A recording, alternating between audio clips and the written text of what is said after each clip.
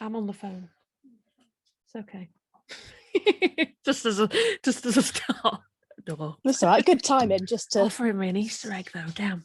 Oh, bless. That's a good type of interruption. I know. Anyway, we're going now. See ya. Bye. So leave it and go. I know. I'm like, I'll just pause you. Anyway, no, I'm kidding. So, how did you get involved in anti-MLM? You know, I'd say advocacy really, because you're one of the main admins, aren't you, on the group that we all follow on Facebook? And I'm going to link below in the episode description anyway for people to find the group. But how did it come about for you? Yeah, I am an admin in the group. That's right. I'm a new admin, but yeah, I'm just sort of starting to branch out a little bit more with my own advocacy. So for me, I've never been in an MLM personally, but my awareness of them started, I think, about 2014, 15 time when I was at uni. Sort of started seeing things like Unique and Forever Living popping up. A family friend was doing Forever Living, and actually I've worked out now with the knowledge I have now that she was actually one of their top recruiters, so she ended up quite high up in the pyramid. And she, when I look back, I suppose like she did really harass me for like well over a year to try and join the downline, and no amount of saying no was enough. So that's what that put them on. It is, yeah. I look at that now and I know that now, but at the time I was just like, take no for an answer. So that sort of started my awareness and a general hesitance. And then my sister's a military wife, so she's moved around a lot, you know, trying to build communities. Her husband's in the American Air Force. Wow. So in a lot of the air bases, they're all kind of people starting afresh, not knowing anybody. And, you know, she was reaching out to a community, just looking for friends and for people to chat to. Like, she'd just had her babies. It can be quite an isolating time. And then I just got fed up of the amount of phone calls I was fielding from her, just saying, oh, I thought I'd made a friend, but they just were trying to sell me makeup. I thought I'd made a friend, but they just wanted me to sell their supplements. And she just gave up. Like, it's really sad. Very sad. Yeah. I think they're quite prevalent, aren't they, in military wife communities in America. They seem to be. Yes. You see a lot of information about that when researching. There are definitely very big communities that are built up of MLM in military wife communities, spouse communities, definitely. There are Facebook groups, I think, that are dedicated to that specifically, to selling MLMs to other military wives. Oh, wow. So, yeah, it's like a really, really big thing. I didn't know that. So, the amount of stories I've heard, obviously through my sister, I know some other military wives as well, and it's kind of all the same. If they're not selling them, they're being constantly recruited to or pushed to, you know. Yeah. So yeah, that obviously didn't give me the greatest impression either. No. But then I think it really cemented for me. So I suffer with fibromyalgia and other chronic pain sort of related illnesses, so that impacts my life quite a lot. It impacted it massively when I first got sick, because I was off work for several months on statutory sick pay. So I was stuck at home. I was, you know, getting a pittance, just enough to survive on a basic level. And I was obviously very fed up, in pain, frustrated, lonely, all of that. So I went out there, like laying in bed days at a time. I went out there looking for a community and a little bit of support from other people that sort of were going through the same things as me. Sure, yeah. So I thought I'll join some disability and chronic illness support groups. And I joined them, and I found some lovely people who really understood what I was going through. But I also found a lot of MLM reps in there. In the fibro groups? In disability support groups, chronic illness support groups, in groups that were specifically designed to help disabled people access the correct benefits and financial advice. Like, they were in all of them. Now, the admins did their best to sort of kick them out, root them out quickly, because they didn't want that sort of lurking and having people be preyed on. But my inbox was full. I wasn't a prolific poster in the group either. So anytime you popped up, there would be different ones sort of coming into your inbox, and either trying to say that the products would cure your symptoms. So that was a lot more like the wellness type ones. Cure them. There's some claims. Yeah. They say they could cure your symptoms. There are people in there, like, Juice Plus type reps that are saying they could cure endometriosis and fibromyalgia and chronic pain and migraines. And then the other side was, you can make thousands a month just laying in bed. You with your disability, this is perfect for you. and yeah, like, I don't know how I would have felt about all that if I didn't have all the backstory that I had. If I hadn't seen what I'd seen. They weren't something I've ever had any formal education or warning about. It's just pure luck that was my experience. Yeah. So I didn't get suckered in. I just got angry. I was like, how dare you? Lucky how dare you did. You come in these groups with all these people that are suffering and struggling and try and make a buck off of that. So yeah, that experience definitely crystallized me wanting to get these businesses banned in this country. I'm sick of seeing people being exploited by them. So in the first episode, me and Laura discussed about even getting we've got there's no ruling around what they can and can't say and what they can and can't do in this country either in MLMs. They're making claims like they can cure diseases and illnesses like that is disgusting. It's really shocking. Yeah, the lack of regulation totally is a big problem in this country. Like, nobody is monitoring this. At least in America, they have a few agencies that are keeping on top of this, and that issue warnings when they step a little too far out of line. There's nothing here. There's nothing. Wow. So I wouldn't like to think about how many people that did join in those groups that don't have the the background of knowing what these companies were and how they are, and not the lies they tell to get people in. It makes you wonder how many did, you don't want to say fall for it, but join. Yeah, I think so. I think a lot of them were, sold on the promises that were offered out, because when you're disabled, when you're in pain, you're stuck at home a lot of the time. It can be very lonely. The money can be a big worry. Like, I don't know a lot of disabled people who have, tons and tons of disposable income to throw around. It's usually very tight budgeting, trying to make all the ends meet, and any extra stream of income sounds like a dream come true. Of course. So if you haven't had the right experience in the past to make you skeptical, then you're gonna welcome it with open arms, aren't you? Absolutely. It doesn't occur to you that someone would come into a space like that where you're sharing your personal suffering and experience and exploit you. Like, you just don't think like that. No, not one bit. And you think, who could sink that low? That's what I think. That's, oh man, it makes you angry.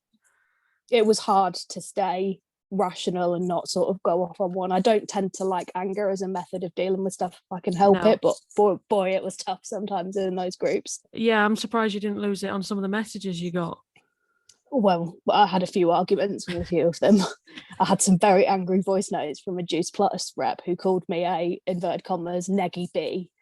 Oh, thank you for that. Yeah, it's fine. I'll get it tattooed on my arm. Yeah. I'll own it. I'll own it, definitely. Yeah, I know. Rather be a neggy bee than an exploitative bee. That's what I say. Oh, absolutely. And I think sometimes, you think of these people, they've been brought into this circle and taught to do this. Like, when I, some of the things I listened to when I was learning New Skin, like the things they were telling you to do, like the groups to join and hashtags to search and, target specific age groups, like even people who've just turned 18 because they basically don't know any better, just, and then there's different levels to drop to, isn't there? Like, that's all sneaky, but, exploiting people's,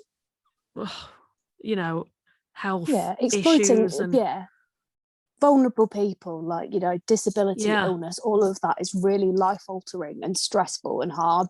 And do not it's you in there. It's a similar thing with new mums, I think, isn't it? It's life changing. It's a big adjustment, and it ends up being that swooping in and taking advantage of a person who hasn't caught their breath yet with their new circumstances. Yeah, of course. And they're looking for people. I'm a mum and I'm so glad I can work around my child, and it's all bull. It's very manipulative, isn't it? That's the best word for it. Yeah. And I know that where you've joined me today, that because we both seem to be quite passionate about the fact that they are pyramid schemes, but they toe the line just below being able to be called a pyramid scheme. So we'd be in the wrong for outwardly telling the world, probably, that I am now. I'm doing that right now, but outwardly announcing to the world on front of newspapers, these companies are pyramid schemes, and they manage to stay just below the line of being able to be identified as a pyramid scheme. Well, this is the thing, like, they deny it strenuously, but I notice that what they tend to say when they are denying it is not to go into how the business model doesn't match up with that. They just say, well, pyramid schemes are illegal. Yes, that's the one line you get. That's the one line. But a lot of things aren't illegal right up until the point where someone notices and logs the harm that they're doing. Yeah. Lots of things were once illegal that should never have been illegal. Sorry, the other way around, you know what I mean. Both, I suppose. Slavery was legal, definitely shouldn't have been. Oh yeah, I'm hoping this is going to be, I'm sure of it, but I'm hoping this is going to be something that's looked back on in years to come, and people who are like business students will be like, I can't believe they're allowed to do that. I cannot believe they were. Yeah. Honestly, Jess, I really hope so, because it seems like a real weird blip on the radar of, it's a very strange phenomenon that's emerged at this particular point of life, especially. So here's hoping we can, get people understanding a little bit more about how these operate on the fringes of what's acceptable and legal. Yes. And what's right and wrong. Yeah, exactly. Morally, totally. Yeah.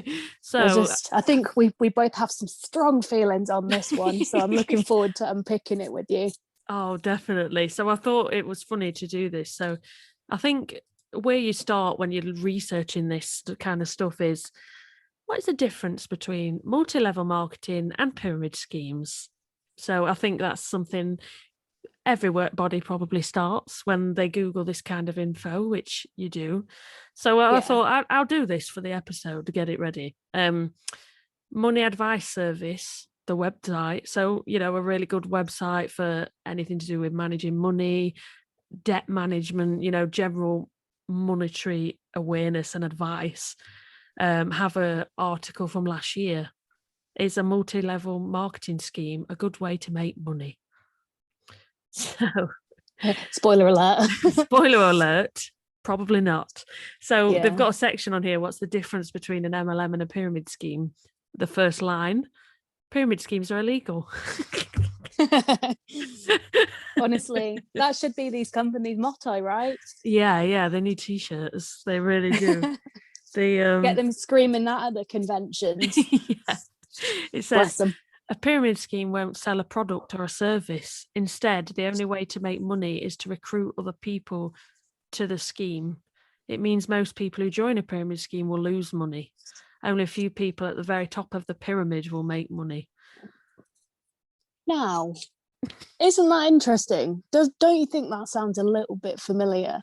Shall we get some? Do we need to get income disclosure statements up? Do we need to do that? I mean, that it just sounds like, from where you're saying, well, it's not a pyramid scheme. Okay, explain to me then how this is completely different than how MLMs operate. Well, the next bit is an MLM might have a similar pyramid structure. However, a legitimate MLM will sell an actual product, and it should be possible to make some money, although not necessarily much. So the way they get away with it, it is possible to do so. Whereas they're saying a pyramid scheme, it's not possible to make any money because you've got nothing to sell to people, but you just recruit. Yeah. So that's doesn't seem awfully contrasting, does it? So far, no. Without it having doesn't to, seem like miles and miles apart, does it? Really, so far. No. It says, however, in many MLMs, it's much more lucrative to recruit others than it is to earn commission from sales. So, what's the difference there? There is none. So that's it. So I actually had a look. This sounds similar to. So I was looking. This is an American industry, but obviously the model is still the same. It applies. Sure, yeah. So this was the Federal Trade Commission. This is how they described it. Mm-hmm. Many pyramid schemes will claim their products are selling like hotcakes, but on closer inspection, the sales only occur between people inside the pyramid structure or new recruits. Wow. And that is and that was in a FTC report about pyramid schemes. Okay. Yeah. Right. So that has some serious echoes, does it not, of the way that MLM schemes operate? Yeah, they are. Your biggest customer is your person buying for themselves to then advertise for others to buy. You're the biggest customer. You join waiting lists to get products, or you're having to buy from other people who managed to get on the website from you. Like in some of the groups, there will. Well, I saw it myself for a few months, but like, oh, I managed to get hold of 10. Like, why are you ordering 10 if you've got no intention of selling them, but you're going to sell them to me, and you will sell it at the profit price, not the wholesale price that I could have got it from, but just because the website crashed because it was so busy. Is it just me, or like, obviously I've never been in an MLM, so please like just give me some insight on this. Do all of them have websites that are not fit for purpose, or is that just like, I swear all the stories I hear, people are saying the website never worked, it crashed all the time, we couldn't get onto anything. Yeah, pretty much. I mean, I really do describe it as buying something that's launched brand new that you've advertised for months, like, God, I can't wait till this comes, pretending that you have it already to talk about how good it is, because that's what you have to do to get the momentum. You have to be like, it's amazing, it's the best selling. It's not, because it's not sold yet. But how can it be best selling if it's not out to be sold? Exactly. But it's like queuing. I always describe it as it's like getting online to buy Beyonce tickets the minute they come out. It is, you join a queue, the websites crash because too much traffic's going to them. It's ridiculous. Wow. That's wild. Sorry for the slight diversion. It just made me think. No, it's I didn't know if a crappy website was like a core element of these. I think they do. I think they do it on purpose, don't they? They do it to drum up the wow factor, the mystery behind it, so everyone could post. There are that many people online. The website crashed. Like, surely it's a good product, Yeah, that's true. It plays into the illusion of like false scarcity, doesn't it? So there's only so many of these amazing products out there, and people get more excited about something that's harder to get hold of, I suppose, don't they? Like you say, Beyonce tickets are a good example. They're hard to get because everyone wants them. I mean, I've tried a few times and walked away sad. Not walked away from the computer sad. Never been able to get them. So Me too. We all know the pain. One day. But that's the only way I can describe it. Yeah. Just that is interesting. It kind of links in a little bit, I think, to the way that pyramids also operate, is this illusion. Mm-hmm. It's all a house of cards, isn't it? And it's the illusion of the rep's lifestyle, the illusion of the product quality, the illusion of the product scarcity, and it's all sort of, they're feeding into one another. Yeah. Oh yeah, definitely. What else does it say on there? So, I mean, I've got actually a little list. So this is, again, it's from the FTC report, but it talks about the business model. So a lot of their stats are American based, but there's a list here, of key warning signs for a pyramid scheme. So do you want to go through these with me and tell me if you think they sound like MLM for each one? I'm sure they don't sound like an MLM, but yes, I will. I'm sure they don't whatsoever. So, okay, let's go. Warning signs. Number 1. Extravagant promises such as uncapped income potential. Oh no. Financial freedom, like earn from your phone a couple of hours a day. My favourite's the Monate one where they say get paid to wash your hair. Like, what? Oh yes. And I see quite a few of them saying get paid while you sleep. Yeah, that passive income. You need that passive income that doesn't exist. Doesn't sound to me like there's an awful lot passive about it when you're spending every minute of every day trying to be a walking billboard. But okay, so that's number one. Number two, emphasis on recruitment as the real way to make money. Oh, okay. Yep. Now, I mean, yep. so this is the thing, isn't it? Like MLMs say the thing that differentiates us, other than the fact that we're not illegal, is that we have a product. Mm-hmm. Okay, MLMs do have a product for the most part, that is true.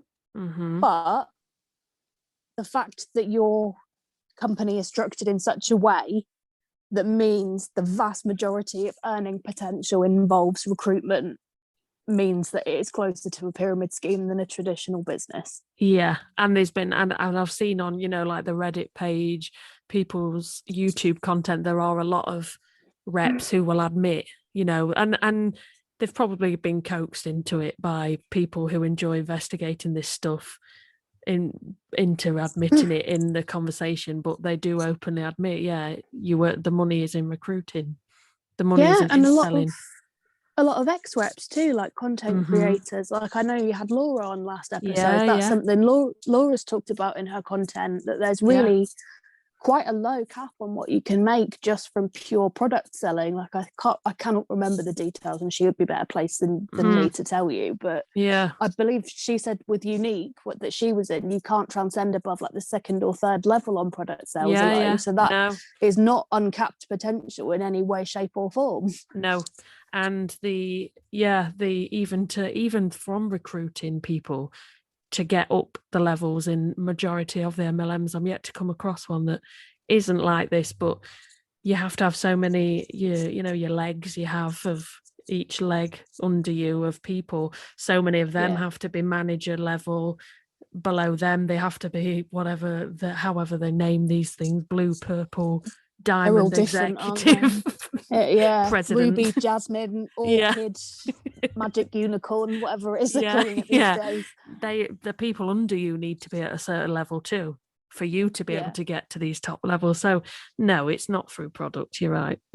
Yeah, and that's actually, so this is a slight sideline, but I also read something about, like, there was a testimonial from a UK rep in an article that the BBC came out with only in January, I think, earlier this year, where they said the only time that these businesses seem to care about shifting product is when an upline is looking to achieve a promotion based on the sales and activity of the downline. Yeah, I mean, at the end, I'm trying to read a horror story sent in at the end of every episode, and I've got one for here, but that sounds similar to what I've just read that we're going to cover in a bit. But yeah, it's to promote somebody else usually. But or they sell to each other, because the demand for these products, for you to take a picture with the product to say, buy this from me, that demand itself, you buy from others, and you buy it, like I said, you buy it at profit price. You don't buy it wholesale price from these people. They want to make money off you. Definitely. So I think we've very much ticked off that emphasis on recruitment as a real way to make money. The shoe fits, would we say? Absolutely. Yeah. So moving on, the third warning sign is that promoters tend to play heavily on emotions. So I would say that a lot of the content that I see from MLM representatives is geared towards one of two things, I guess. The first is the sort of toxic positivity and trying to inspire a lifestyle, like, oh, you can be a boss, babe, you can be the queen of your own destiny, you can be a CEO.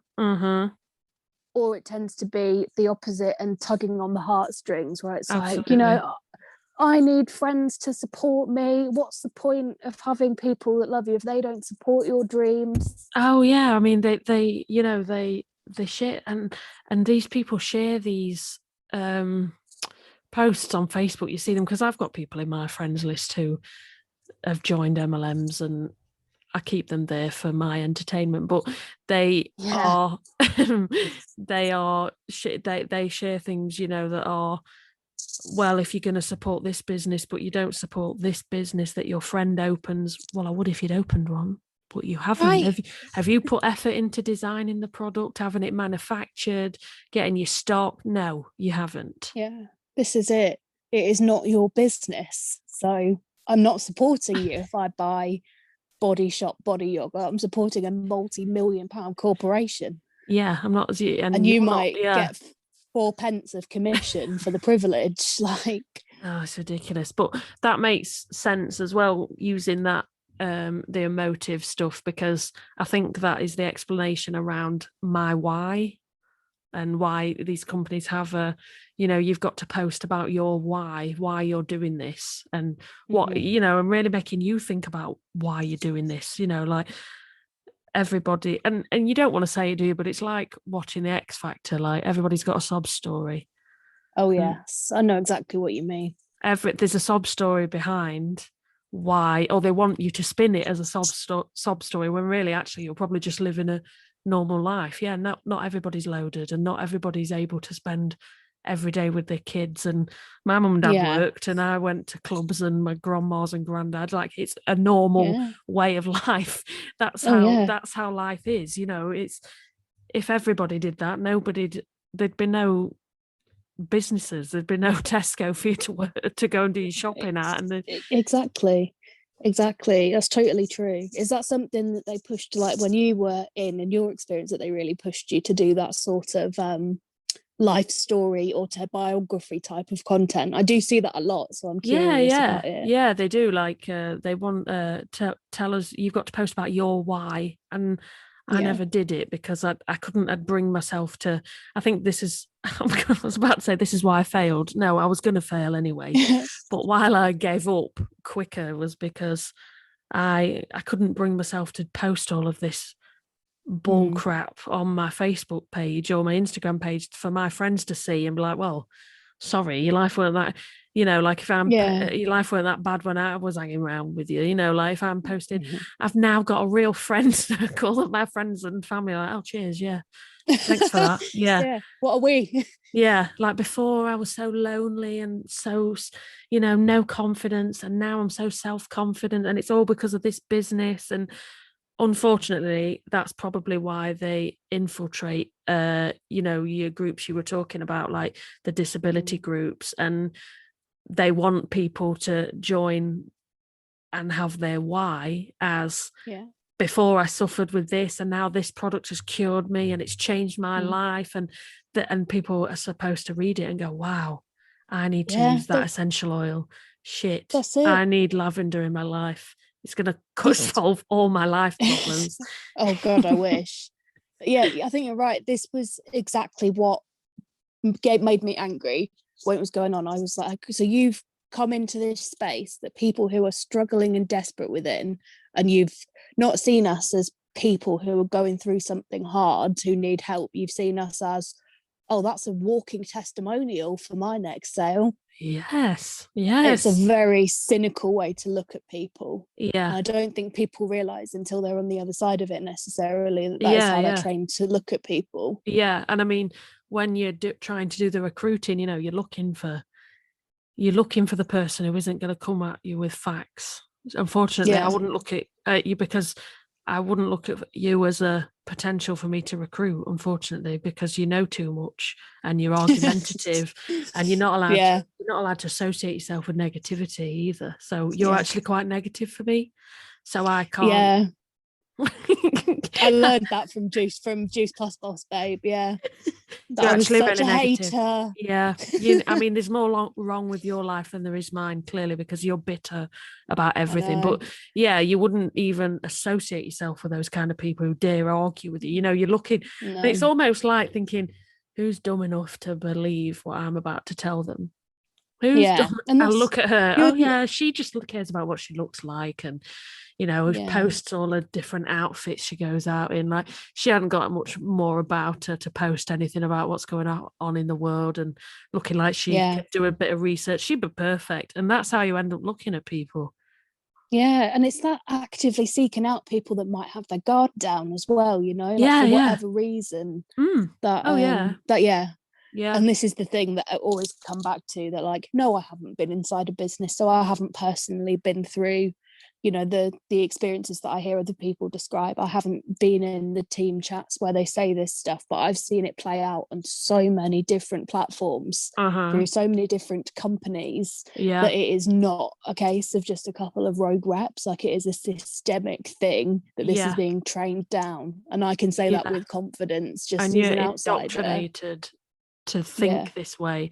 And like, I remember when I got added to these WhatsApp groups, like the first thing they do, they send you the PDFs of all the law of attraction based material you'll ever need. And like, I'm signing somebody up, and I'm signing somebody up. Can you tell how I feel? Yes. Ugh. And that's sorry, I've just come out in hives. Yeah. Sorry. There's like nothing I hate more than that law of attraction. I'm so sorry. I'm listening to you say it, and I'm just like, mute while I vomit. Yeah. Yeah. I mean, and we've I think I've talked about this in another episode as well, but I don't mind repeating myself. But you know, law of attraction, elements of law of attraction, should I say, is like there are positives to it. You know, if you have a better mindset, you'll have a better day. That's just fact. That's just definitely. You wake up in a foul mood, everything goes wrong that day, and you're stuck at every set of traffic lights. But really, if you were in a better mood, you'd still be stuck at those traffic lights, but you're not noticing them because you're listening to your favorite song in the car, or you know, there's elements of law of attraction that makes complete sense to me. But perspective, like that's basically a bit of perspective, isn't it? And that's a good thing for everybody. Yeah, you're either a glass half full or you're a glass half empty. Yeah. And I think it's perfectly normal to be both at sometimes. You know, it's good to be skeptical, because being skeptical keeps you away from this happening to you. You know, it's impossible to walk around all day. I'm a living, breathing manifestation. It's not. Yeah. But in these groups, they like, who's got the PDF of The Secret? And like, oh, I'll send it you now. Like it. Oh, crikey! It's really like a doctrine, isn't it? Like a religious doctrine that's touted as the Bible. Like, The Secret, or the American lady. I've got no time for that Rachel Hollis woman. I've got no time for her. They don't like her anymore. Have you seen in her most recent book? She called people who get into MLM stupid and dumb. Ooh. I was She's biting not wrong. Fed you, Rachel. You were chatting at all their conferences last year, telling them they were boss babes, and now in their new book, you've literally told them they're dumb. Ooh. You won't be invited back to Unique HQ, I can tell you that much. And you know what? She's smart because she's made all her money from them that she can, because these conventions, they're not going to have her every year, are they? Because, she came last year, I'm not going to go again this year. Then I wanted to see the new what we're going to call them, the new god that we're worshipping at the time. The new leader we all need to follow. So she's made sure she's made all the money from them first, and then divorced her husband, and then said, well, actually, you're all dumb anyway. Yeah, and then she's put the middle finger up big time. Controversial, Rachel. But so I think we can safely say that playing on emotions is a big part of this. It's that absolutely playing on positivity, negativity, making people feel like if they have feelings that are completely saleable and marketable, then that's not good enough. Yeah, absolutely. That one's ticked. I don't know about you. People that don't have emotions other than happiness frighten me. They do. Like, I don't know how you go through life being that negative, to be honest. I really don't. I like to be cheerful, but crikey, if I had to give up moaning, I'd last 2 minutes. So I think number 4 is like somewhat connected to what we spoke to earlier. So this is the 4th warning sign is high pressure tactics for sales and false scarcity, e.g. 3 spots left on my team. Oh, I hate that. I've got 3 spots left. Who's going to join me? I've got 3 spots left for this month. No, you haven't. Yeah. Let's be honest, Jade. You've got infinite spots. Like, can we just admit you have all the spots in the world and you would like everyone that you've ever met to fill them to make you more money? Like, let's just be open about this. Yeah. I've got 3 spots to offer my mentorship. Well, I'm sorry, you work the same full-time job as me because I know you're from work. So your mentorship isn't something I'm looking for. Yeah, I'm all Bill right. Gates mentorship, I'd more than happily snap hands for, Absolutely. Someone who is a leader in their field, like someone who's achieved success, someone who joined the MLM last week. I think you're running before you can walk if you're offering your mentorship out and you've not been in the business a full calendar month. That's just my opinion. And you've got 3 spots left because you need 3 spots to promote yourself by the end of tomorrow. You need that to hit your promotion for the 2nd month running. So yeah. I didn't know there was a promotion above CEO, and that's what they all are. So I learned a lot. Yeah, oh yeah. I'd actually take mentorship from the people who own these companies. To be quite honest here, I would rather. I don't agree with your business model, but you've got somewhere more than. I mean, totally. I have a lot of problems with their ethics, but they've been very successful. You can't deny that. At least they've truly achieved something, and financial freedom and whatever other bloody buzzwords we're using this year. Yeah. Rather that than Linda from accounts, who's been selling knockoff perfume for a week. I love the fact she used Jade as well. It's normally Karen, isn't it? I love the fact she said Jade. That's funny. I like to mix it up. Yeah, they're all different names, aren't they? The full scarcity thing about stock too. So that's like really reminds me of what you were saying earlier about when you were New Skin, right? Yeah. And I see that, and with Body Shop I see that, with the makeup ones I see that. But I think stock wise they're not lying. They are sold out because I can't even get one for myself. No, this is it, isn't it? So there's a combination there. It's false scarcity when it comes to things like team building. Yeah. And high pressure sales tactics for products, because you need to get in quick or you really won't get one, because they want you to promote it endlessly. I reckon the hope is they'll launch a new product, hype it up for so long, when it's sold out, they hope that people maybe buy other stuff while they're there. Yeah. Or join to recruit. The logic? Yeah. Or you might to have a better chance. You might as well sign up, because then you can buy it yourself and at discount price. So you might as well sign up. So this is the thing, isn't it? It's all a very thin veil that when you lift it up, it just leads to more recruitment. Join the team. Yeah, exactly. Okay, so we've ticked that one off then. I think we can agree that fits.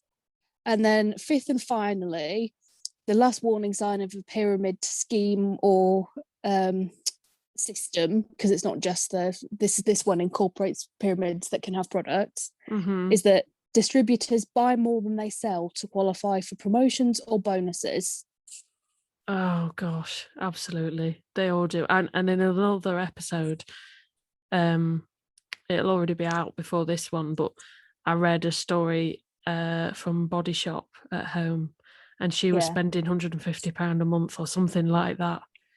I've heard to keep her account active. I've had several Body Shop reps saying that, and I know most of these companies do have a minimum amount that you have to spend within a set period to keep your account active. Yeah, except for companies like IntelliTravel that you have a monthly fee to pay instead. So they don't. Yeah, we've got no sale targets. No, but I've got to pay you regardless of whether I make any money or not.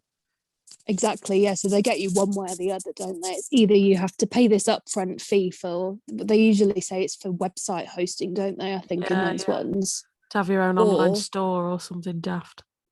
Or they can tout it as being free, but then when you look at the small print, it's free, but you don't get to keep your account unless you've spent a certain amount, though. Yeah, or earned enough points in selling to others. Yeah, that's it. They all work a little differently, but the premise of it is always that you have to put a certain amount of money into the company if you want to stay. It blows a lot of the, I just buy my own bits and pieces through it and just keep my account open, because a lot of them, the types of purchases you would make just for personal use would not anywhere near meet that criteria. No, absolutely. I like a body butter, as much as the next person, but I can't use £150 worth of body butter just for me every month. And people are sick of receiving it as gifts. I'd have to have a skin surface the size of the continent of Australia to use that much body butter. Do you know what I mean? Like, it's just not going to work. No, not at all. And I think the companies like, I think Monat is one that's like that. You know, you have, who uses that much shampoo every month? Yeah, exactly. But how much do you get through? The whole point, you're supposed to try and train your hair to wash it as little as possible. Like the idea of a lot of quality products, and they advertise that too. A lot of the, a lot of the reps. So, I haven't washed my hair in 10 days. Ew. Yeah. For one, that's just not sanitary. That's a bit much. But two, how are you getting through your monthly shipment you have? And you keep telling me I need to sign up for auto shipment. How are you? How are you getting through yours? It must be stocked up in your house. Have you?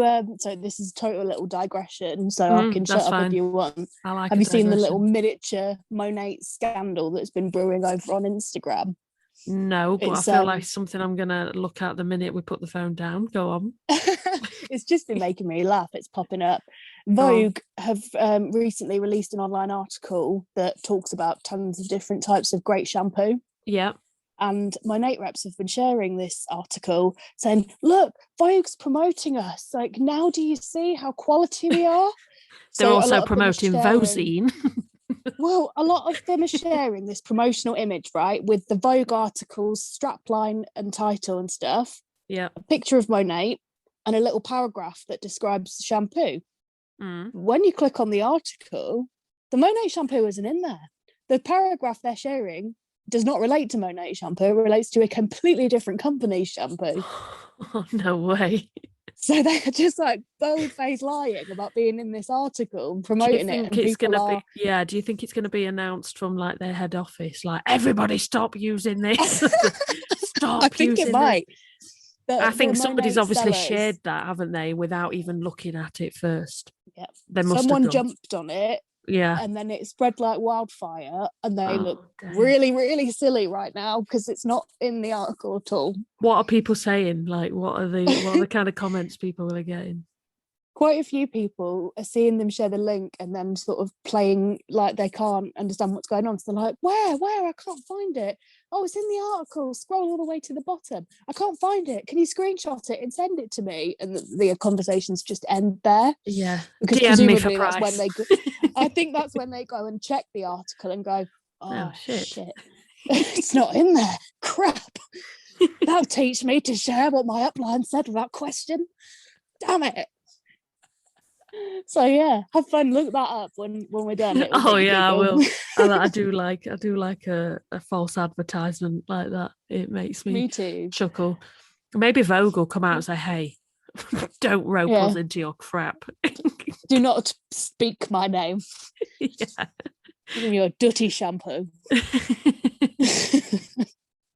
I'm so glad Monat's not a big thing in this country. Yeah, I talk about them a lot like I'm a complete expert, but I've never, ever known anybody use it, buy it, know anybody else who knows anybody else.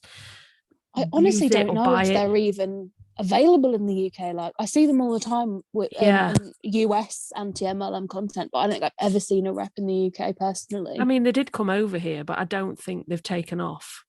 It doesn't sound like it's blown up, does it? No, I don't know any hairdressers that use it. Yeah, certainly not one of the more popular ones over here. No, I think the FM world. Yeah, they're winning at the minute, isn't it? The rest of the world don't really.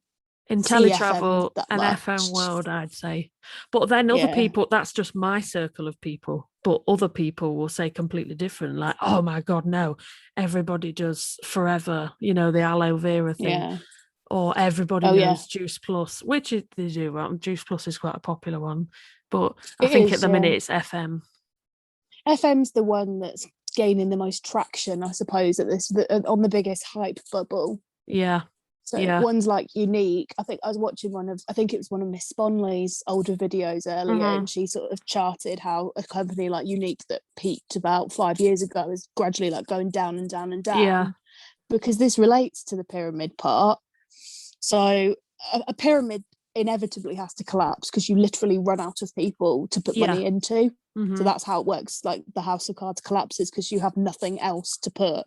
Yeah. So an MLM can survive longer because it's got the products that can sustain it to an extent. A little bit of money is trickling in, but it's going to collapse in slow motion because all the money is in the recruitment, and a company, once it's oversaturated, loses its ability to recruit.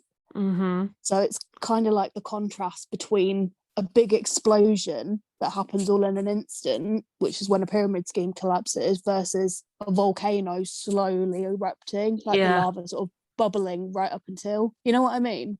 I think that that's happening with Unique now, like you said. I think, and I completely forgot to ask Laura about that, because I don't know what's going on there, but there's a lot of people leaving, and there's a lot of talk of you can't order any product because everything's out of stock and staying out of stock, and so people at the very top are jumping ship. There's something going on there. I think Unique could make a really good case study for this one. You know, if you get somebody on who knows much more about Unique than I do, like that would be such an interesting one, because I think the life cycle of it is perhaps like the blueprint for how a lot of them are going to go.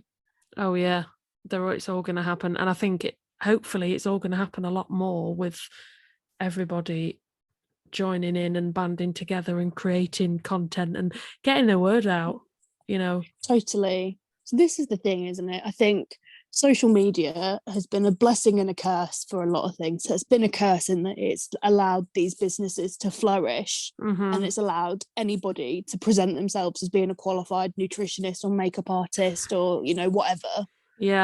Uncritically. So it has allowed these things to build up and become the big giants that are earning millions, because they are earning millions, as much as I hate it. But social media also gives people a platform who traditional media might not allow it. So someone like you can decide, I'm going to do this podcast. People like Laura and Miss Sponley, Hattie, you know, all the people in the community in the UK have started making content just to make their voices heard, and they have access to an audience that we wouldn't have had 20 years ago. Yeah, absolutely. And I recorded with Hattie earlier, by the way. Love that woman. Did you? Yeah. She's brilliant. Yeah, she's fantastic. But yeah, you're right. And I think they tend to flourish a bit more when it's a product that is new and like they only sell it. Like when Tupperware came out years and years and years ago, you know, that's like, a throwback. Like I would have lived for that. Like at the time. The novelty, the novelty of it and the usefulness of it, totally. Yeah, like I'm into storage solution. So me too. Everybody is into storage solution. So if they came out at the time and, you know, all different types of Tupperware weren't available, you're goddamn right they're going to sell a lot. But I think it's when, you know, everybody's doing detox pills, everybody's doing this foundation, you know, you're just joining a big pool, aren't you? It's like the makeup companies, MLMs, you know, everyone sells foundation, you know. It's a lot of big ones are shutting down, like in the pandemic, like Becca Cosmetics is a big company. Yeah, massive. That's shutting down. Yeah, you know, one of the biggest collaborations in makeup history, wasn't it? Her and Jacqueline Hill. You know, massive. And now they've come to a point they're shutting. Like, what? Yeah. Yeah. So that's it. You're looking at really oversaturated marketplaces to start with for a lot of them. And like, God knows the diet industry has got enough. I'm going to give you some homework. So basically, you're going to have to think of a new and innovative product to start your MLM. For next time you're on. I don't know when that'll be, but when next time you're on an episode, you're going to have. It's going to be like Dragon's Den, basically. I've just decided off the top of my head. I'm going to pitch you an MLM. That's such a good idea. Yeah, have you seen that episode of Dragon's Den where somebody comes on? I think it's on YouTube, and they're like, "It's a pyramid scheme." No, it's very good. I'll have to send it you. It's really funny. Oh, I got confused for a minute. I was like, wasn't that Tropic? And no, that was The Apprentice, wasn't it? Yeah, it was. Yeah, my bad. No, somebody came on Dragon's Den and I think pitched a pyramid scheme. Awkward. So, do you know anything about, actually, and this is a massive side topic as well, but it doesn't matter, the utilities warehouse? only a tiny little bit. Yeah, because Only that it's people, my sister said she's recently done all her stuff through somebody she knows who does utilities warehouse, and hey, it saves you a fortune on your bills. I'm not knocking anybody who buys that product, to be honest. I'm not going to mock them or, knock them for doing it, because that's a genius MLM. Everybody wants to save money on the bills. It's a great idea. You can't knock that. Yeah, I just don't understand how it works. Yeah. I don't understand much either. Only that I think it's slightly more like IntelliTravel. It gets a bit more complicated when they've not got a tangible product, because they have to do certain things they're more differently broker, to make sure they're not a pyramid scheme. Yeah, exactly. Like they have to do certain things a little bit differently, I believe, so that they don't fall into the legal definition of pyramid scheme, because as we discussed, a tangible product tends to be the thing that differentiates them. So when you're selling services or events or anything like that, it's a bit more complicated. I would love to hear like from an utilities warehouse rep or an ex-IntelliTravel rep or anyone like that about those more intangible ones. I've got I'm recording with someone tomorrow who's an ex-rep for IntelliTravel, and I can't wait for that, because I've not heard much positive about them, and I don't think she's got anything positive to say, but I'm looking forward to that. But I think utilities warehouse you'd be struggling to find somebody who's an ex-rep for them. I think they're just taking off at the minute, aren't they, here? I think so. I keep hearing it in the background, but it's not one I've had a chance to do a deep dive into yet, and that I think it would be good to, because that there aren't very many people. A lot of us will say, no, thank you, I don't want a lipstick or diet pills or perfume. No. But there aren't very many people who will go in to say, no, I don't want to save money, thank you. Yeah, like I wouldn't actively go looking for somebody to do my bills, but if they quoted me, all of my house bills come, say, I don't know what they come to, I should probably, but say they came to £500 a month in all your utilities, and you're telling me I can have it for £375. I'm going to do that, whether you're an MLM or not. I'm not dumb. You'd have to have a lot of money to not care about the savings you can make, Yeah, and that's why that one should be quite a successful MLM, which I don't want it to be, but the idea of it is unfortunately going to take off. I think that would be one to watch. If we, achieved the aims of the mission, which is to ban the scam, then perhaps businesses like that could exist and do good work, but just not with that exploitative structure. Yeah, just don't ask me to do it with you at the same time. Exactly. Yeah, exactly. It doesn't seem to have the same level of like pushiness or the same ceaseless promotion from its reps. It just seems to genuinely be a sort of thing where you put the offer out there and people come to you. But I'd be interested to learn more, but unfortunately my the majority of my experiences have been with the ones with the tangible products, usually health, wellness and beauty. Same. I've not really been asked about anything like that, but however, my oh my god, I can't even speak today.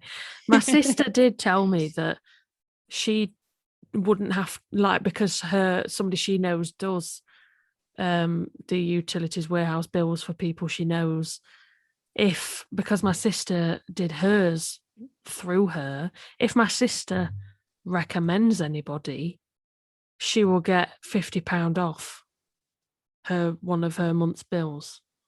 Oh, see, that sounds more like affiliate marketing or something, doesn't it? Like, yeah. I wonder if that one treads a line in there, Yeah. So that one's weird, but my sister wouldn't be signed up to recruit them. Just recommend a friend and you get whatever. Oh, so interesting. That's interesting one. I'll definitely look forward to learning a bit more about that one. But yeah, just because the structure is different, like the other ones we can look at and unpick, and like the criteria we've just been through, we can tick them off easily. Like you can look at ones like Unique, FM, New Skin, Juice Plus, and you can tick off every item in the list with examples. But I couldn't do that for ones like Utilities Warehouse at the moment, because I don't have that experience or that knowledge. No. And same for IntelliTravel. They don't have a product of their own. They don't have holiday packages bought to you by IntelliTravel Airlines, do they? They're just a broker. I'm very excited to hear that episode with the IntelliTravel rep you're going to be recording. So that'll be fascinating. Yeah, the IntelliTravel is going to be a two-parter. So Hattie's done one episode with me, and the second one is the real life experience of IntelliTravel. So I'm looking forward to it.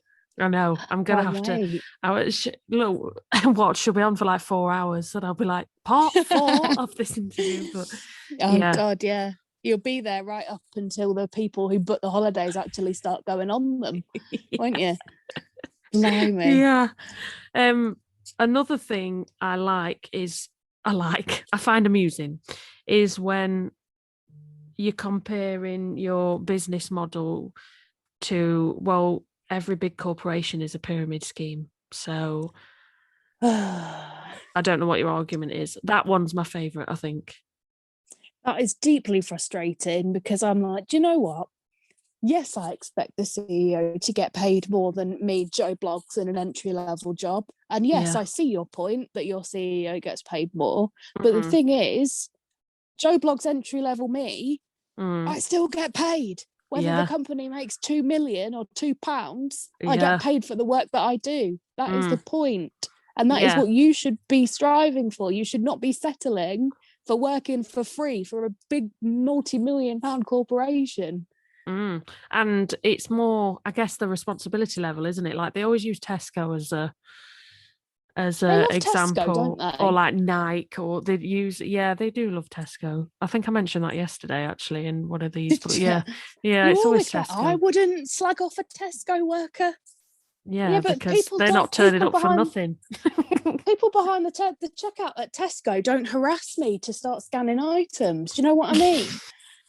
And the thing is as well, like, they do get paid more higher up the chain because they're responsible for a lot more. Yeah, like exactly. If I'm an employee at Tesco or whoever, or Asda or whatever, and my team leader gets paid more, yes, one, he doesn't get a bonus for me getting the job, is one thing. He doesn't get a cut of your wages. No. And two, he's very much responsible for me in terms of absence management, my health and safety while I'm at work. Like if I recruited you, I've got no responsibility over you. You could do what the hell you like, but you better earn me some money, or I'm going to give you some shit. Yeah, you could recruit me to your work plan and never speak to me again if you didn't want to. Yeah. If I was doing okay selling whatever by myself, you could very well not speak to me ever again. You have I mean, in a normal working job, you have a job description that you sign a contract to say you will carry out these duties to the best of your ability. I mean, it's like, if I don't turn up for one day, I'm not going to get paid. I'm probably going to get a warning or sacked, depending. There's a lot more responsibility to it. And I don't, the argument they bring up about you being in a pyramid scheme anyway, because every business is a pyramid. Well, no, because the guy who earns $500,000 a year and takes care of all of the money, I don't want that responsibility. No, I would collapse. And under the pressure. Is, that person right at the top has the responsibility to sustain the business so that everybody from the top to the very bottom is paid their living wage. Yeah. And that's the thing. It might not be much. It might not be life-changing money that you're getting paid at the bottom of a corporate company, but it is money that you are paid an agreed contracted rate for the work you do, regardless of how that company is doing. Yeah. And it is to be not honest, majority of them. No, and majority of them is like, I mean, some jobs you can just turn up to, can't you? Some jobs, and I really think highly of people like carers, because they earn a lot less than what they should, but you could earn the same amount at Tesco and not do as much physical laborious work that you would do in a carer position. Day in, day out, kind of 14-hour shift days. Like some jobs, you can have a more relaxed shift than others, can't you? Whereas totally. But this is it, isn't it? It's, long story short, I'll use this example if I've ever spoken to an MLM or when I'm trying to have this conversation. Most of them don't get to this point because they don't really want to talk about it. But I will point out. You're too negative, that's why. I'm very neggy. But back in the day when I was at uni, I worked at a cinema to pay my bills and stuff, right? Yeah. It was a pretty dull standard job, but I turned up, I got paid. It would be like the suggestion that you want to recruit me into your MLM and the payment structure that you're offering me would be like if I turned up to that cinema job and they said, we're only going to pay you for your shift today if that film makes 100 million at the box office. Like, yeah. How am I supposed, so I could put a full 8-hour shift in, and you've got to do the advertising. I was like, come and see this showing at this time. All the grunt work. I'm selling the tickets. I'm cleaning up the place. I'm walking up and down the street trying to get punters in.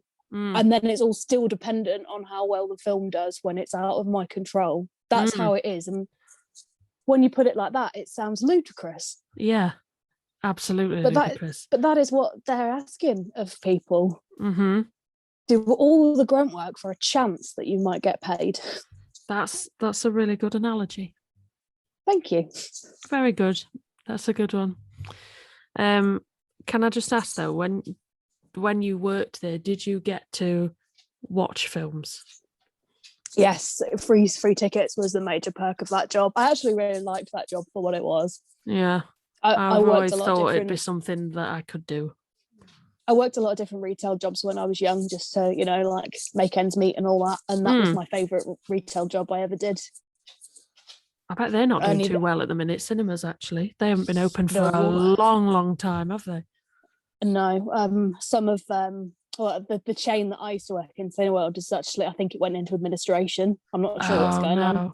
They've got good cinemas as well, Cineworld, comfy seats. Yeah. Some of my friends who still work there from way back when I did have been unsure of what's going on for months. So it's really sad. And this is another good point. Like, this pandemic has brought so much instability and insecurity to so many people that have been thrown into a completely unpredictable situation where their work has been just ripped from them without any warning, without any planning. And that's why it's so insidious that these companies are creeping in and trying to fill that gap. Like, it just makes me really angry, because it is that targeting of vulnerability, like people that desperately need something, and you are dressing up, what you've got as something that it isn't. Yeah, you're right. And nobody would have ever thought that we'd be told we can't leave the country and can't go on holiday, regardless, like whether people can afford it or not. That choice has been taken away from you and out of your hands, but you still want me to join your company. It's unprecedented, isn't it? Like, absolutely. And I would love to know, truly, and I'm not trying to be judgmental, but I would really like to hear, and I'm sure I will hear from your next episode, how the hell the IntelliTravel uplines are selling the travel boom when the reality of like all the lockdowns and stuff has been going on. I genuinely can't make sense of it from an outside perspective. I know they can be very convincing, but I would like to hear how they're doing that when on the face of it. Yeah, it looks insane.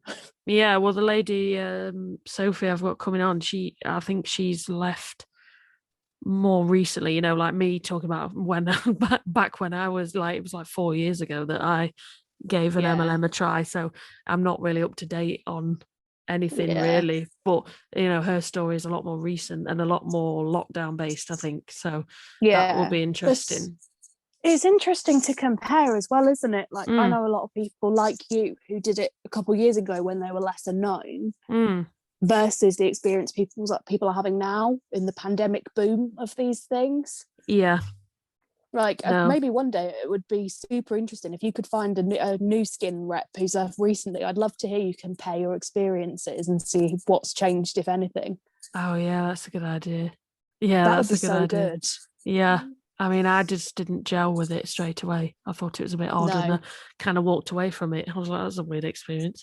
But I think somebody, I've got a contact, so like someone I knew from school who does new skin, and it's a bit relentless. It seems very culty from the outside, and they're a lot more secretive as well about their products. Like they teach you to like post pictures with like something random from the new skin product line in the background, but like not the main focal point of the picture.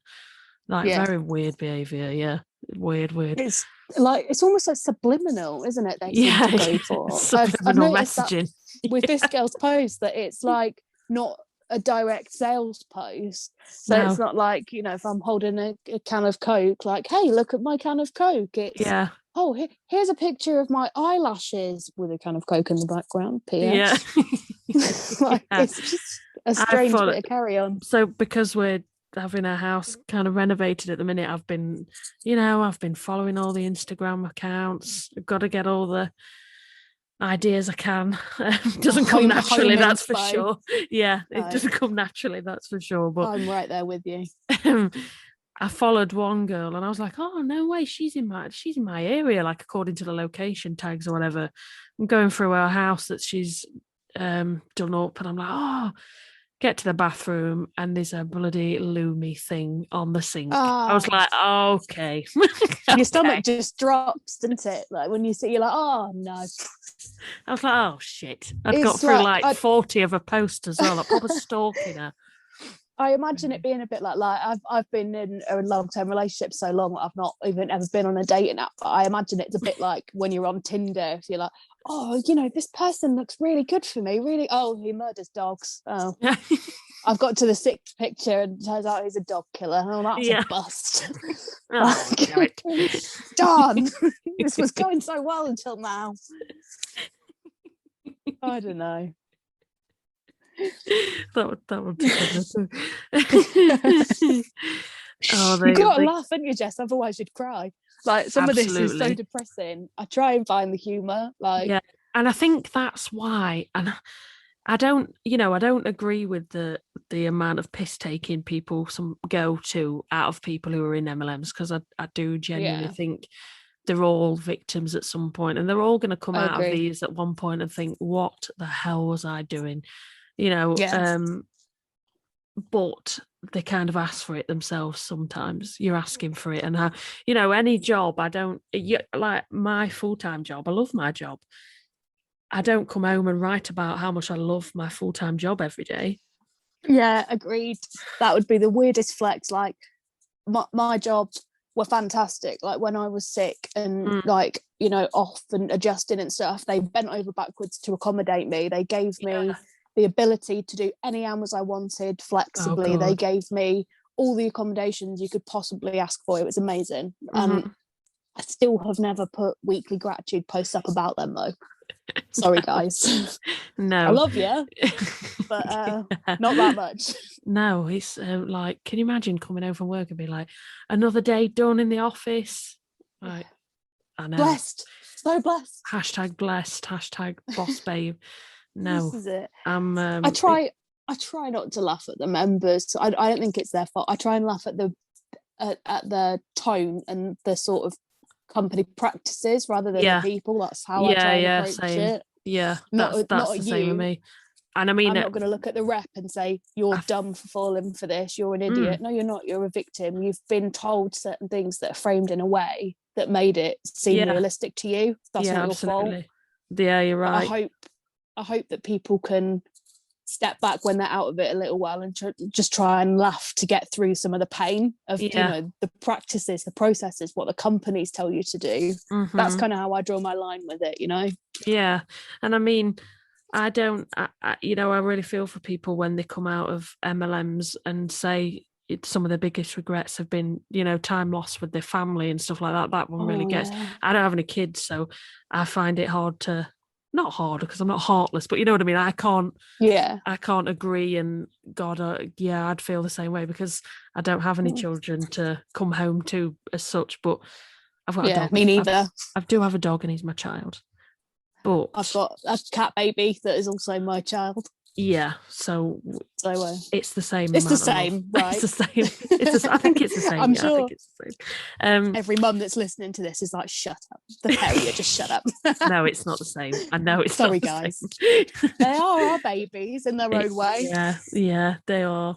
But I mean, I don't have that experience, but I think that one really gets to me when they say all the time they've missed. And I think no, because to be fair, you could have had a job and putting in hours and hours and hours of overtime and still, and still never seen them. And, if you worked a normal night, like if you worked an after shift and your kids at work school all day, you still wouldn't see them anyway, so I try to hope that feeling goes away for people, that they miss this and they've missed that. And a lot of parents do miss a lot of, unfortunately, milestones, don't they? But I think it's the amount of time that you're at home but not mentally at home because you're on your phone posting, or you're on a Zoom call, or I've got to listen to my upline talk bollocks for an hour, so I need to I've heard a few sorry, I'm just going to say, like, I've heard a few reps say that it's worse, like that it's worse for them and they feel like they've missed more when they're literally at home in the room with their kids but not paying attention to them. Like, somehow that hurts more.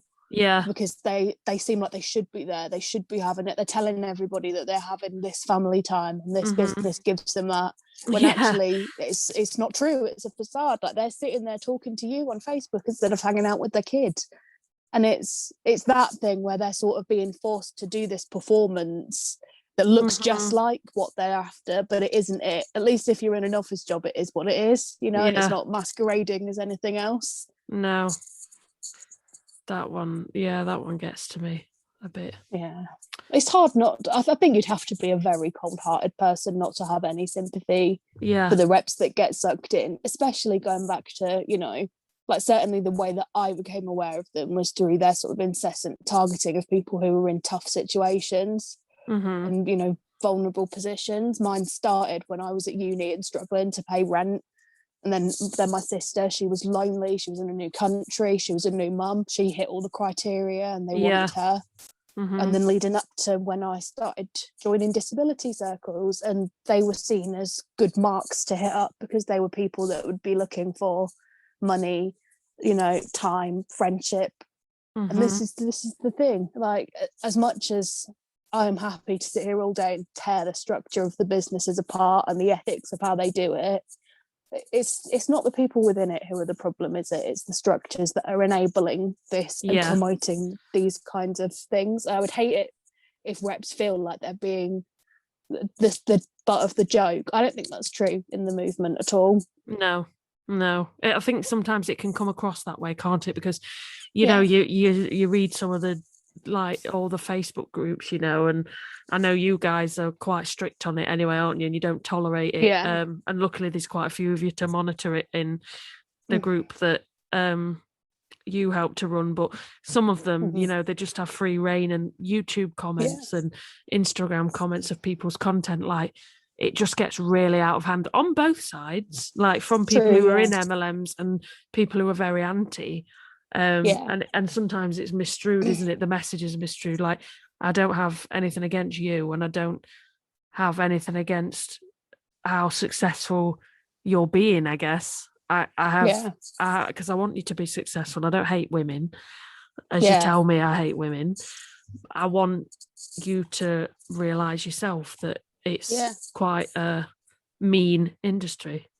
Yeah, we want to see people succeed in a sustainable, tangible, realistic way, not this artificially inflated illusion of success. Like, we want real success for everybody. I totally agree. Like, I think there's a fine line with critiquing stuff from MLM reps and MLM world to being nasty, and I do think it gets complicated when you get ex-reps and people who've been hurt by those businesses, that they have a right to vent their anger. So you have to have a space for that, but you don't want to have the anger directed at anybody who isn't directly at fault, so it's a tough thing to get right all the time. And I think it's important people like yourself who've never been in one expressing your dislike for these companies too, because the general consensus is that we're all disgruntled because we've all failed in MLMs. But the message is getting out there that it's like,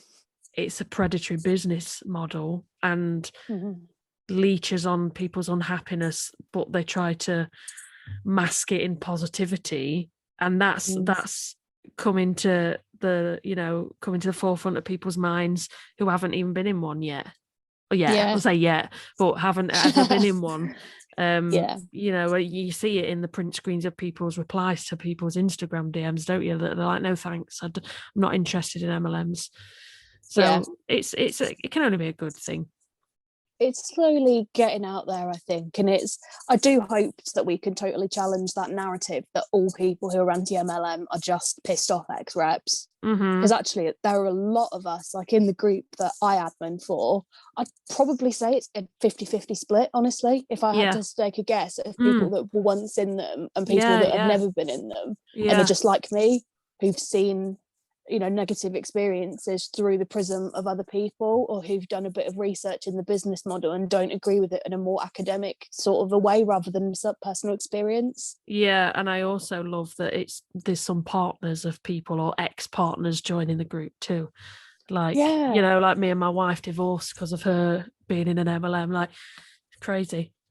It really gives you a little look into the ways that these things can be so deeply destructive beyond just your pocket. Like, it's not even just your bank account that can get decimated. Like, friendships are lost, like relationships are lost. It scares me how many times like divorces have had MLM activity cited as a reason, just because they can be really isolating and pull the person away from the people in their real lives. Yeah, and I've talked about this before, and I don't know if I've talked about it in online like content or whether I talked about it with Laura in her episode, but you know, like when I approached my because I got signed under somebody else when I signed up. I wasn't even put under the woman I thought was going to be my upline, but that's another story. But it was me who did the approaching. Yeah. You know, I wasn't DM'd. I was like, I want to know what you're doing and I want to know how you're making a success of it. And caused a lot of arguments between me and my partner. And he was come home from meeting this woman and I'm all full of it and telling him how this works and, oh, have you got a new job? Well, it's not a job, but I'm going to be financially free, you know, like and telling him what, and he's like, no, that's a pyramid scheme. And I'm like, well, actually, no, because they're illegal, so it's obviously not a pyramid scheme. Yeah, you know, like, so you're saying all the right lines. Yeah, because she's just told me, and I'm like, and I go to her house and it's huge, and she's got a Range Rover outside, and I'm like, well, she clearly knows more than my partner does, you know, and that's how it makes you feel instantly. He was never ever supportive of that, wouldn't even talk about it, and so I think it's quite interesting to see how, imagine what happened if I was still doing it 3, 4, 5 years down the line and I was top of the pyramid scheme. Wonder if that changes for people, you know. Does the monetary success change what the partner thinks? Well, she's earning a lot of money on it regardless. Yeah, that'd be interesting. I would really love to see more like discussion of people who've been high up in these companies for a long time as well. I'd love to know how it works in terms of like, how do they sustain that? Like, how does it work exactly? How stable and secure is it?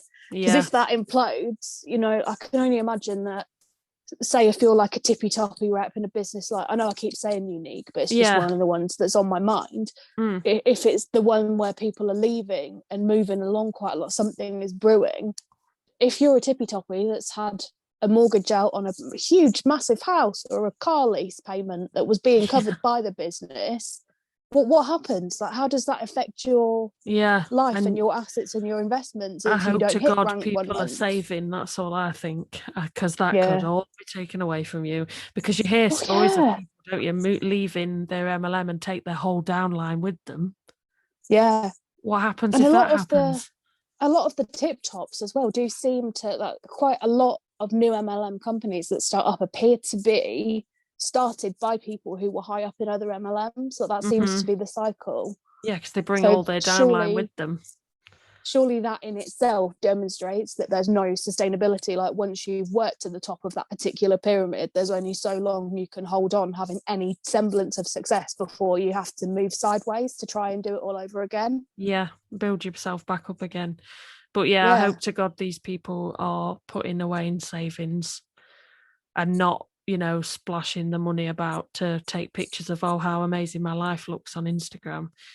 Because when it all implodes, I'd like to think people would keep their money. Actually, I Yeah, don't want I people to would go broke too. and lose everything, if no matter how much they're earning at the top. I don't wish that on people. I don't wish debt and like oh, what's the word when you not redundancy? When you bankruptcy. Sorry, Bankruptcy. I don't, I don't wish that on people. I hope they're Yeah. being sensible with the money and putting it in good places. I desperately hope any of the lucky few who've made money off MLM have been able to retain it in a sustainable way. Mm-hmm. But I fear that many of them haven't, just because the company's ethos recommends that you live beyond your means as a way to promote your business. Yeah. So I fear that more people than not have been lured into that sort of little trap of always live a bit beyond your means so that you can aspire to get there. Mm-hmm. There is not a lot of encouragement in this business model to learn to be content with where you are and who you No. are. No. There's You're always there's a lot. striving for something else and Yeah. striving to move up, and it doesn't seem a happy thing for other people who just want to go to work and come home and have their wage and live their normal life. They don't want promotion. They don't want, like, I'm not, I'm quite happy where I am. And I mean, more money would be nice. It would be nice for anyone, wouldn't it? Or if work suddenly said to you, oh, I want you to be a manager of this, and great. I'm glad you think I'm worthy of it, but I don't, I'm not a big, I'm not striving for a massive, huge career. So I guess No. I don't really understand that part of it. But yeah, you're right. It seems to be nobody can just have a stable routine anymore. You've got to constantly be developing yourself and constantly evolving into something else. There's a lot to be said, for trying to better yourself. And I'm not knocking anybody who makes an effort to improve their lot. If you want to do courses, aim for promotion, do learning, do growing, more power to you. Yeah. But that shouldn't be the be all and end all. And I just feel like these companies don't leave any room at all for being content and happy and enjoying what you have and where you are. No. You're so busy all the time chasing the next thing that you don't have a minute to enjoy what you've already built for yourself. But they will tell you to be grateful for everything you've got, though, despite whether you've got time to enjoy it or not. Don't forget that bit. You've got to Seems exhausting. So exhausting that you've never got the time to just sit and enjoy. It's always, well, you're very lucky that we've given you this opportunity. So in order to pay us back for giving you that opportunity, you need to be busting your ass twice as hard. It's just, it makes me sad. Honestly, it really does. Not for long, because we're going to change everything. This house of cards is going to come tumbling. I really believe that this is gaining momentum. Like, people are learning slowly how to spot these businesses, how to recognize what they are. Oh yeah, it's becoming a lot, and people are becoming a lot more knowledgeable about it, and I love that. Love that. So I think I can summarize. Like, this is there's a guy called Robert Fitzpatrick who's written a book recently on MLM economics called Ponzinomics. It's really good. Is it good? I keep meaning to order it on Amazon, and it's just I haven't yet. And then one of Roberta Blevins's episodes recently of her podcast, she's reviewed the book, and I'm not listening to it because I don't want to hear a review of it. I want to read it myself. So she talked to him. Roberta talked to him a lot when he was writing it. They worked together on it a lot. It's really good. Wow. But this is the quote that I feel like it basically sums up how fragile this pyramid is. So MLM businesses want you to believe that it is this strong, stable, thriving structure that has all the space in the world to invite reps in and have a steady stream of income to give you financial freedom. And actually, citing Robert Fitzpatrick, statistically, it is more likely that you will win the lottery than make hundreds of thousands selling MLM. Oh man. Literally statistics. And when you put it in that perspective, that is a hell of a long shot to be putting your limited money, your limited time, your limited attention into.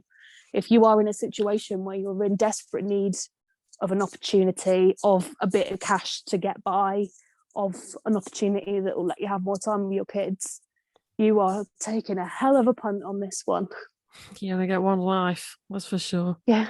Wow. It's- You're more likely to win the lottery. And I was just having this conversation with my mum and dad yesterday about they've been playing the lottery weekly. Like, I'm nearly 28, so yeah. they've been playing the lottery since before I was born weekly and never Yeah. won more than like a tenner or Yeah. something. My mum's the same. I'm 28 this year, and it's exact same. My mum's been buying a lucky dip ticket every Friday my entire life and beyond. Probably my sister turned 40 this year, and I think my mum's been buying tickets since then. Mm-hmm. And I don't think she's ever won anything more than a tenner. Like, No. if you look at that, think about that in perspective, and those are your odds of achieving what's being promised to you in every job advert. It doesn't sound very appealing, does it? No, All not of a one bit. sudden. Not one So bit. yeah, if I can Wow. leave one impression, one image that will really convey how fragile this is and how unlikely it is that you're going to claw your way to the top of the pyramid, it'd be that. Look at a stack of 40 years of lucky dips every week that have amounted to nothing. Nothing. And that is your chances. I mean, I said that to my mum and dad. I was like, you add up how much, and my mum was like, I don't want to know like how much you've spent over the years. That's crazy. Totally. Right, so we will read the MLM story of the episode. So this so I think this episode is gonna, I mean, I recorded with Hattie earlier, and this is another tropic story. I've got, I want to go through everybody's in order that they sent, so I'm not saying, oh, we had a tropic last time, so I'm not doing it's another tropic. But I don't, and I said the same to Hattie as well, I don't know much about tropic. That is something I've really got to look into, because I don't know much about tropic at all.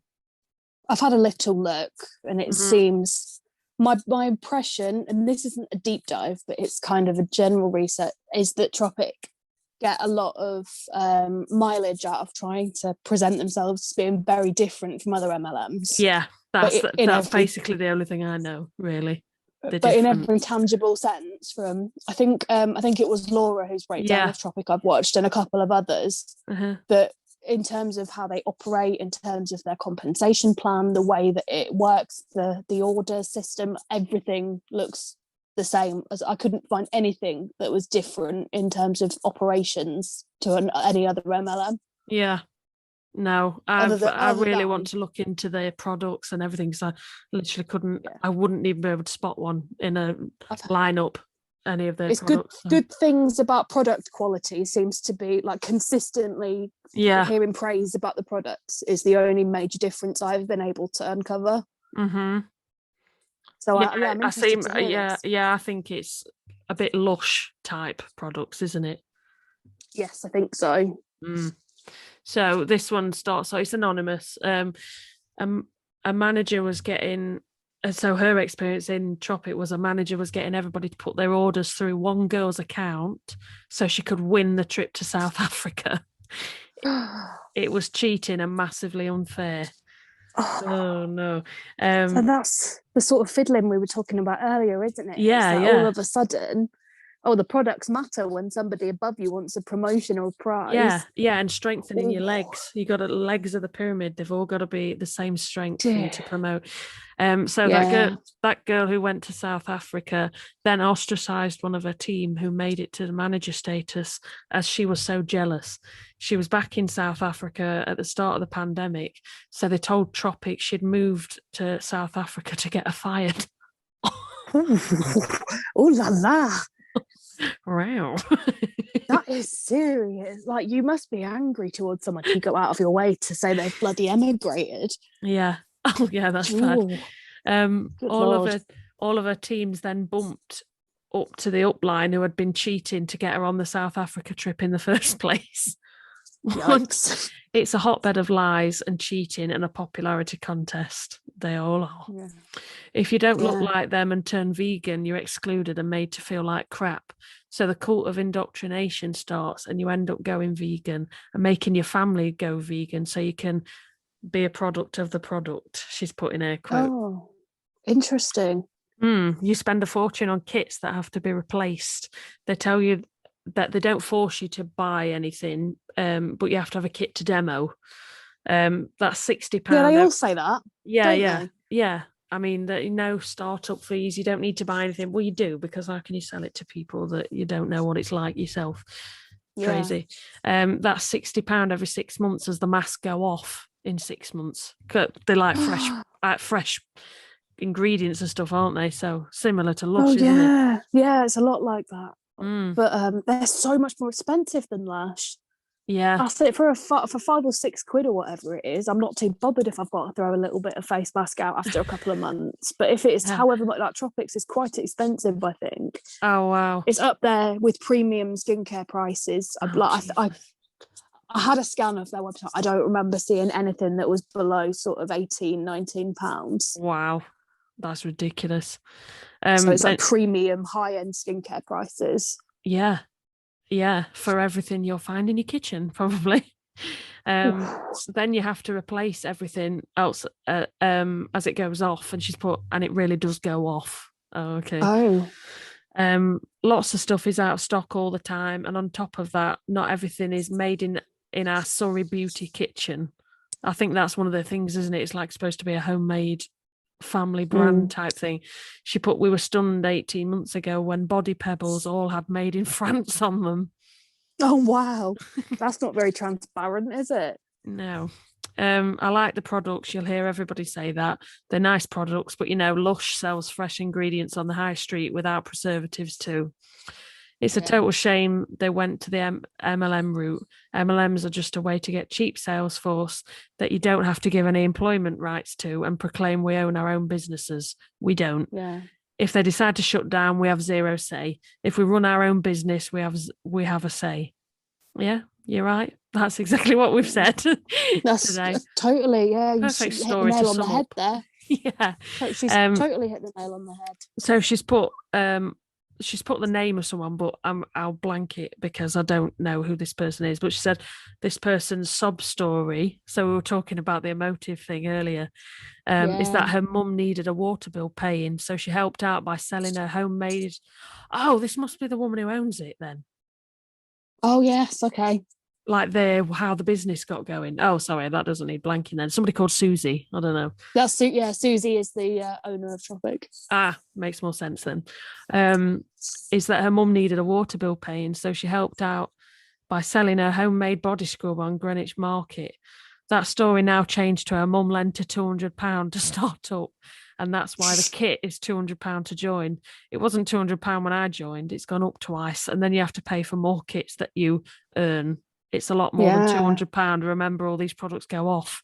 Oh, so her why? I was talking about everybody has their why. That's Yeah, why. the emotive why. But she can't even stick to her why. Well, it changes it a little bit, didn't it? Oh, I wanted to help my mum pay her bills is a lovely story, but that shifts rapidly if it changes to, oh, my mum lent me some money to start my own business. It's not quite as emotional, is it? No. Crikey me. Because she doesn't need the emotive anymore. She owns the thing. No. She don't need the emotion. No.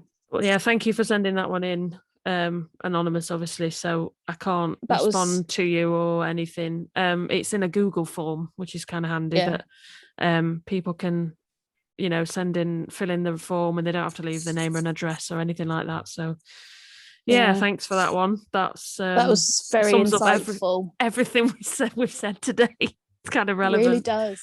Yeah. That was perfect, actually, wasn't it? She's kind of underlined everything that we've gone through. So So what's planned next for you? Are you going to be bringing out some of your own content, or is that in the plan for you? I've been toying with the idea of starting some kind of blog and doing written content. Like, I'm not entirely sure if anything video, audio is for me. Although I've quite enjoyed this, like having a chat with you. So this is my first time ever on a podcast. Yeah, I've really liked it. But I'm thinking, I just recently finished my master's degree. I was doing that part-time, so that was keeping me really busy. Wow. But now I've finished that. Thank you. I'm just kind of looking for something to fill the time now. I hate not having a project on the go. Yeah. So Yeah, I might be looking to channel some of this righteous rage that I have towards MLMs in the direction of a blog at some point soon. Oh, that'd be fantastic. Yeah, because it's Yeah. one thing talking about it, isn't it? But it's another thing seeing it for yourself. And I think that's why I set up the Instagram page at the same time, that I'll put everything below, because print screening the evidence of all of this is completely different, isn't it, than us talking about, well, I know somebody who did this. It's good to hear, but it's also good to see it for yourself too.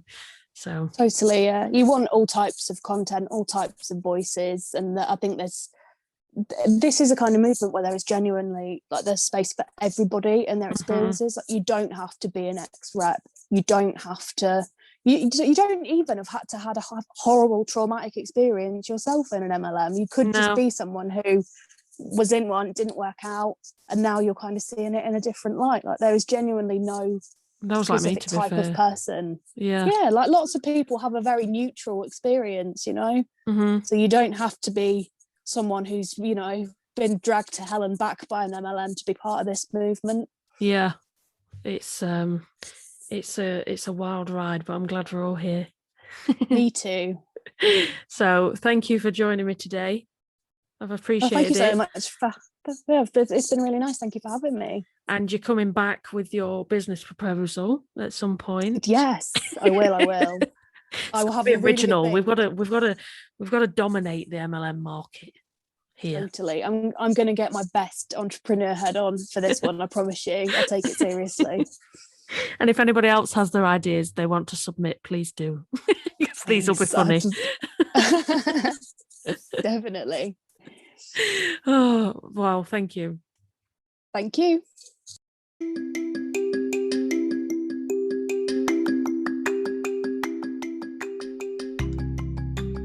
Thank you for listening to this extra midweek episode. And since I recorded this episode with Nikki, she's only gone and done it with a blog and Instagram page. I'll link all of that information down below. Remember, we still have an episode coming out on Sunday in Teletravel Part 2, and I have a very special guest joining me, sharing her own experience on joining in teletravel during a pandemic. You do not want to miss this episode, seriously. Make sure you visit the HUNcovered YouTube channel, where episodes are uploaded over there too, and give the episode a like and subscribe. See you next time.